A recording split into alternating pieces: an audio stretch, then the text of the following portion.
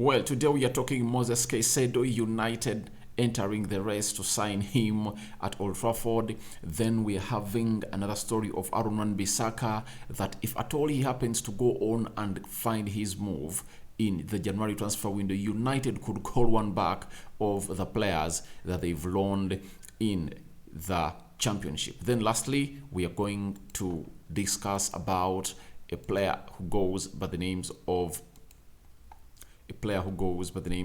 Ronaldo's exit and what it means to Manchester United. Samuel Lucas, a correspondent of Manchester United, has come out and revealed to us something that we need to come here and discuss. Welcome to United Matters channel. Rock and David is my name. Smash the like button, comment and share.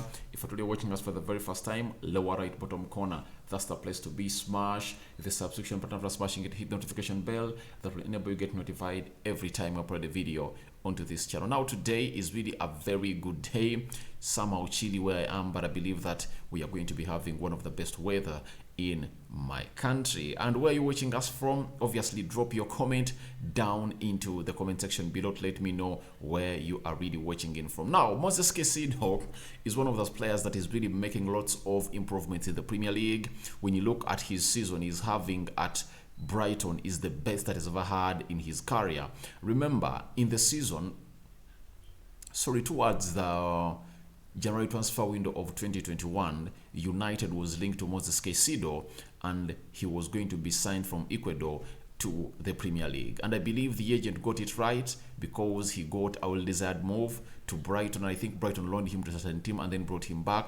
And Moises Caicedo is really one of the most important players that are playing in the central defense midfield area that every top tier team is eyeing to go on and sign him for his services. This season, he's really one of the best CDMs into the Premier League, and you've seen him play for his country team known as Ecuador, where they play him in a more advanced role than a CDM into there. Now, Plenty Goal is a reporter for Sky for Bayern Munich, and the transfer news has told us that Manchester United is planning to enter the race of Moises Caicedo. Boss is highly interested, also on the list of Liverpool next to Bellingham and spotted by many other top clubs. Talking of Moises Caicedo, he's one of those players that Erik ten Hag got to know a lot in the first game he managed United in the Premier League against Brighton. Remember, in that game, we were beaten by how many goals? By 2-1, and Moises Caicedo dominated the midfield and has continued to go ahead and boast very many more other midfields. You saw him play against Man City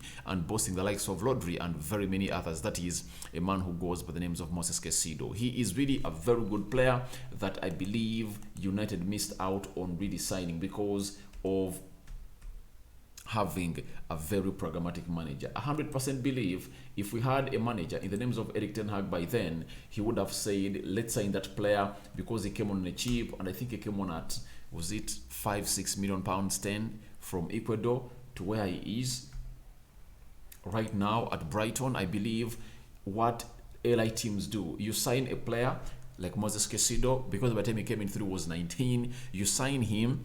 After signing him, you get him into a team where he can get regular football and loan him. When he gets better, you bring him back in the starting 11. I believe this should be the system that United should be go on and really adapting, but I'm so much worried about us not adapting such a system of signing players like Moises Caicedo, because this is what made United what we were.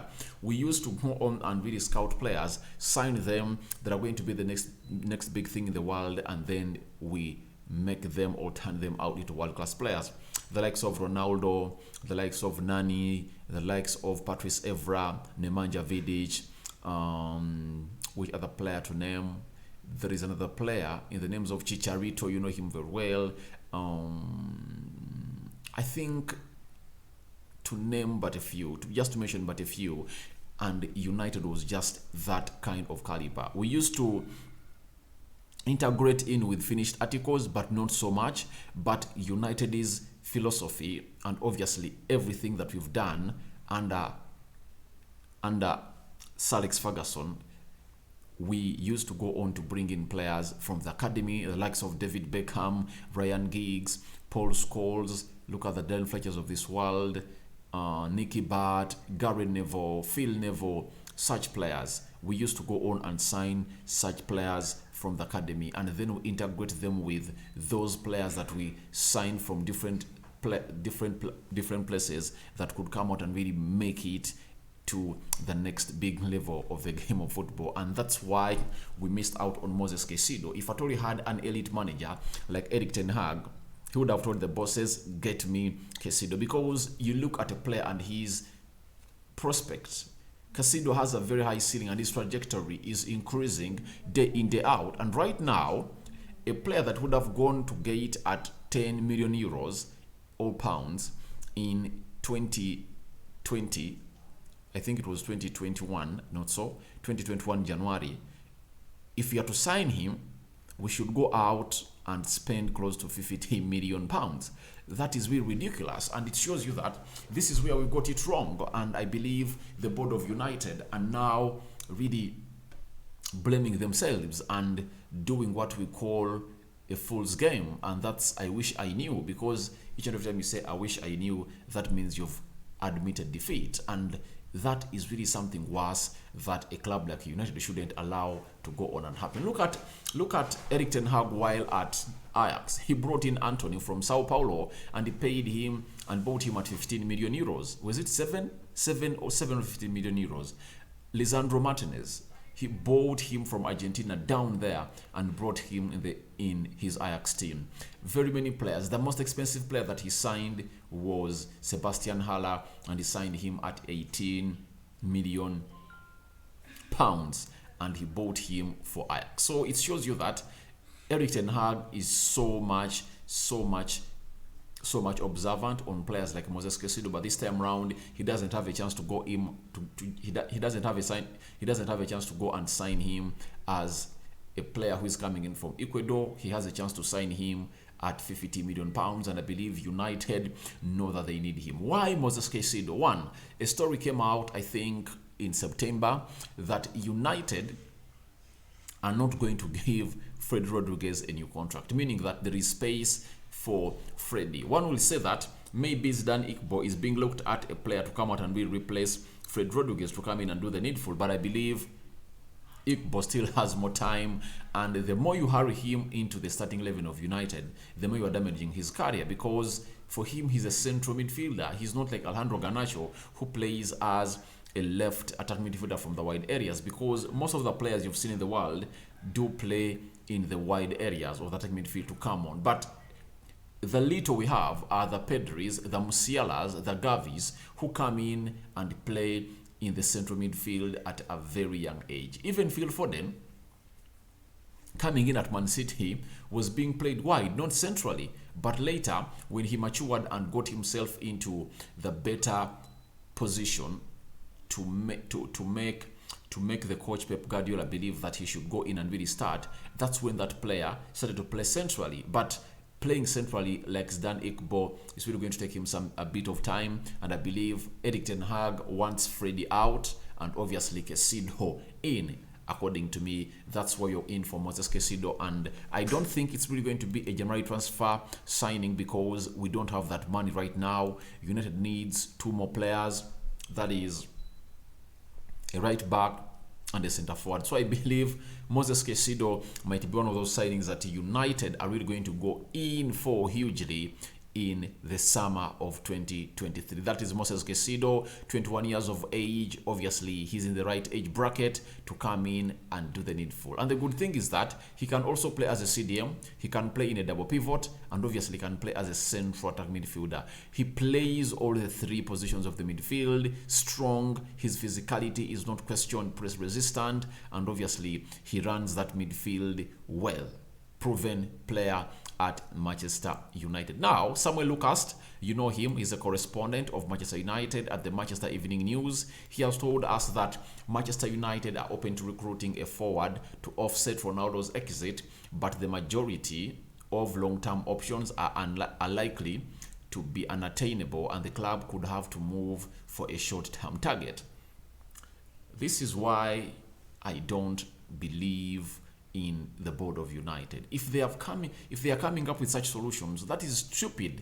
They've done it with Odion Igalo. It has not worked out. Now, they brought in the likes of Zlatans. They brought in Cavani. I hate that system. Us going on to repeat the same thing again and again that has given us same results just goes ahead to show to it us that this board is not competent. And if you are in the position of where United are, they are wanting to sell the club of Manchester United out there, how would you go and bring in a player who is just going to serve a short-term target at Manchester United? I believe that won't work. Ten Hag shouldn't accept it. He should say no to it, such that they go in and really get him a player that he wants. Because that small player that you're going to bought, that short-term player target that you're bringing in is going to be expensive, because these are players that have made their names and have been playing somewhere else, and you bring them and they play the game of football for like 6 months and then they go, meaning that you're going to spend a lot of money. Why don't you go out and bring in Cody Gakpo? Because Erik ten Hag wants Cody Gakpo, and when you get him Cody Gakpo, he can also lead the line for the team of Manchester United. So I think there is something wrong with the brains at Old Trafford, and I think Erik ten Hag is really trying to change them a lot, but I believe they are insisting on their old ways of really doing things. As it said that old monkeys don't change their tactics, and I believe United board, however much ten Hag is trying to go on and change them, they are trying to be rigid at a certain extent. How can you tell a manager after losing Ronaldo that you are not going to bring in a striker that he wants? You're going to go in for a short-term target. And who tells you they are not unattainable? They are attainable. Break the bank, get in the money because you have it. That's what you're supposed to do, because United is all about getting the manager what he wants. And this time around, we're having a very elite, one of the elite managers in the world of football.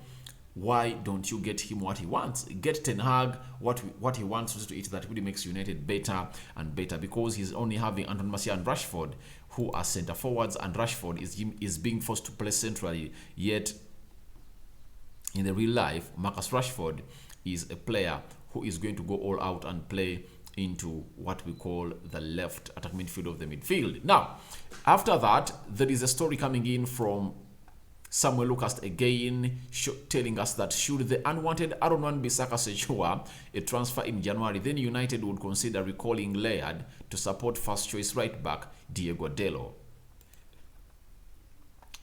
You know, there are stories you read and you feel nagged to the bone marrow.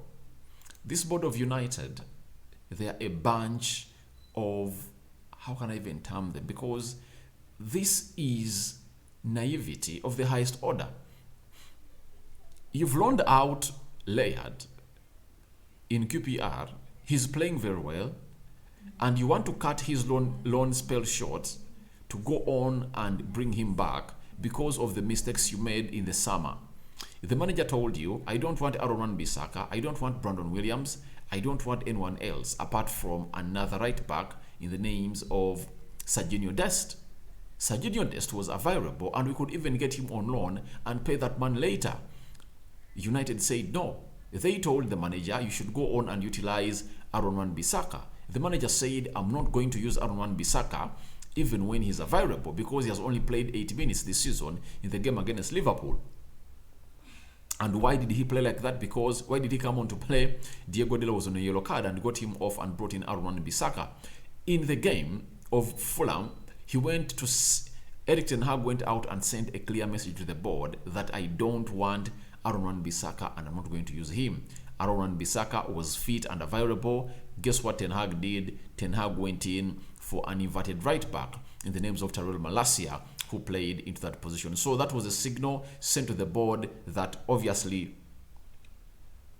I don't need this player, I need a new right back. And obviously Erik ten Hag and the board, Ten Hag told the board, I don't want Aaron Wan-Bissaka.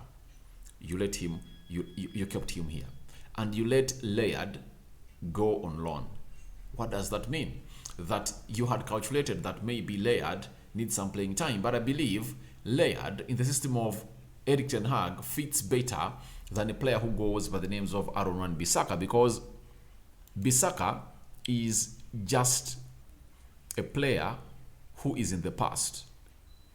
He is one of those traditional right backs. If at all you knew who a traditional right back was, they couldn't go forward a lot, but defensively they are good. Defensively is better, but going forward, he is really alarming, and there is no way you can really tell me that Aaron Bissaka is really one of the players that you should go in and really support to stay at Manchester United. I saw someone in the comment on this channel, but I've forgotten his name, coming out and really giving an opinion that he likes Bukayo Saka, sorry, not Bukayo Saka, Aaron Wan-Bissaka, and he should start Manchester United. But it's his own opinion. I respect him all, huh? But let me tell you this: where the world has moved to, you shouldn't be having a right back like Aaron Wan-Bissaka who is good defensively. Look at Liverpool. Trent is one of the poorest defenders, sorry, right backs that defend the ball. But going forward, he is really one of the best. And Aaron Wan-Bissaka can best fit teams like Crystal Palace because they spend most of the time